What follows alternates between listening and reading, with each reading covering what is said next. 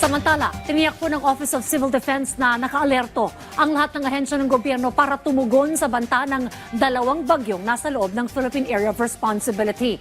Yan ang ulat ni Patrick De Jesus. Walang humpay pa rin ang pag-ulan sa malaking bahagi ng bansa na dala ng hanging habagat.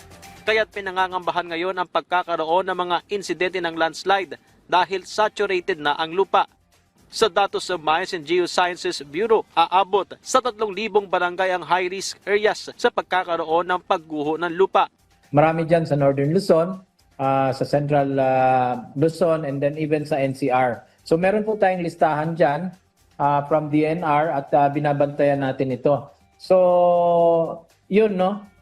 Mataas po ang possibility kaya tinitingnan natin or we are trying our best to come up with really a paano ma-issue itong early warning natin at ang cooperation po ng ating mga LGUs doon sa mga high-risk areas na magkaroon ng preemptive evacuation ay napaka-importante. So every day, ina-assess natin ito. Dagdag banta pa ngayon ang dalawang bagyo na nasa loob ng Philippine Area of Responsibility. Pero tiniyak ng Office of Civil Defense na mananatiling naka-alerto ang lahat ng ahensya ng gobyerno sa pamagitan ng Interagency Coordinating Cell. Araw-araw po, 24/7 na naka-activate yan. Every day, nagmi-meet yung mga decision makers at para tugunan kung ano man ang mga pending na kailangan aksyonan ng gobyerno. Umabot na sa kalahating milyong pamilya o 1.9 milyong individual ang apektado na nagpapatuloy na pag-ulan sa bansa dahil sa iba't ibang weather disturbances na nararanasan ngayon. Higit 25,000 pamilya ang pansamantalang nainirahan ngayon sa ligtas evacuation center sa buong bansa.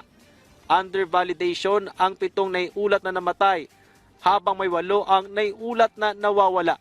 Pumalo naman na sa 4 bilyong piso ang halaga ng pinsala sa infrastruktura, habang 217 million pesos sa agrikultura na karamihan ay high-value crops. Welcome naman sa OCD ang pag-activate sa lahat ng 9 na EDCA sites para mapalawak pa ang humanitarian assistance and disaster response o HADR operations na handa para sa relief operations at iba pang klase ng tulong.